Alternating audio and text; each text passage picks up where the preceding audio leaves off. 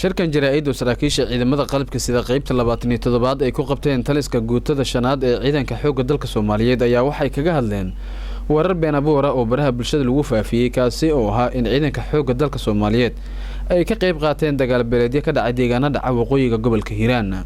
Korneyl Maxamed Cabdi Xasan abaanduulaha guutada shanaad ee ciidanka xoogga dalka Soomaaliyeed ayaa sheegay in wararkaas ay yihiin been abuur cid lagu helaana maxkamad la istaagi doono.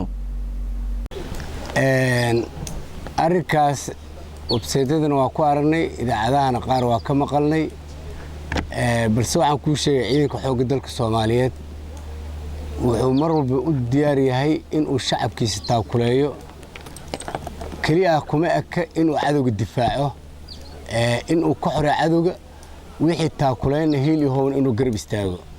waxaad ogtihiin dagaalada hadda ka socday qabaa'ilada in ciidamo ka tirsan qaybta 21aad iyo ciidan ka tirsan qaybta 17aad gaar ahaan guutada shanaad in ay ku maqan yihiin howlgal kaasoo lagu badbaadinayo shacabka walaalaha ah ee ehelka ee xididka ah ee muxaayteen ka dhaxay colaadaas si ay ku baajin lahaayeen.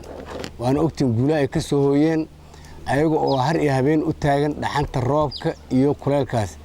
marka waa daciifnimo in shakhsi dana gaar ah wato oo muxaayteen aan u meeldeyn inuu shacabka marin habaabiyo kana dhaadhiciyo in ciidamada xoogga dalka Soomaaliyeed waxay ka qayb qaateen oo yiraahdo dagaal sokeeye ay ka qayb qaateen. arrintaasi waa been. waxaa kaloo halkan maanta fursad kaga faa'iideysanaya qofkii arrinkaas yiri haddii uu cadeyn la imaan waayo in aan maxkamadda la fuuli doono haddii Ilaahay yiraahdo. tali ku-xigeenka qaybta 27aad ee xoogga dalka Soomaaliyeed General Saalax Yaquub ayaa sheegay in ciidanka xoogga dalka Soomaaliyeed waajibaadkooda ay qayb ka tahay badbaadinta shacabka sidoo kalena hadda ay wadaan dadaalo lagu nabadaynayo beelo walaalo oo ku dagaalamay deegaanada hoos yimaada degmooyinka Maxaasi Matabaan ee gobolka Hiiraan. hadalladaasina ay yihiin meel ka dhac loo geystay ciidanka xoogga dalka Soomaaliyeed. arrinkaas been kadaa'ib waayo sal iyo raad ay leedahayna ma jirto. dadka waxyaalaha sameynayana waa dad aan bulshada horumarkeeda aan rabin wanaagga iyo sharafka ciidanka xoogga dalka Soomaaliyeedna aan rabin waa shacabka Soomaaliyeed iyo ciidanka xoogga dalka Soomaaliyeed inay iska hor keenaan si ay shabaab ugu fududeeyaan inay fursad halkaas ka helaan.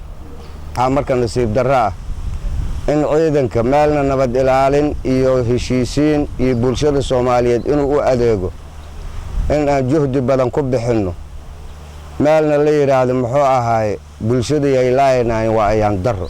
ereygaas aad u xanuun badan waay. waxaan rabnaa marka cid kasta oo ereygaas uu ka yimidna waa dabagalaynaa waana ogaanaynaa iyagana waxaan ka rabnaa cadeymihii inay keenaan.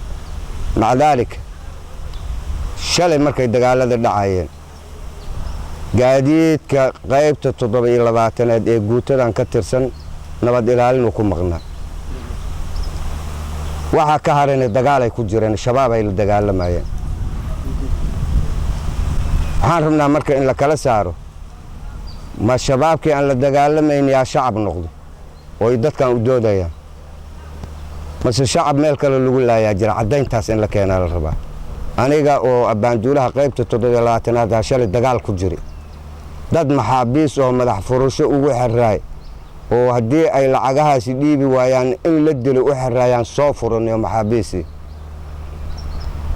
dagaalkaas aan galnay aan shacab ku laaynay oo aan shacab kula dagaalaynay ma shabaabaan la dagaalaynay cadeyntaasaan rabaa inaan helo iyo ciddii ereygaasi keentay inaan helo. عبد الشكور اسمان علي SN TV بلدوين.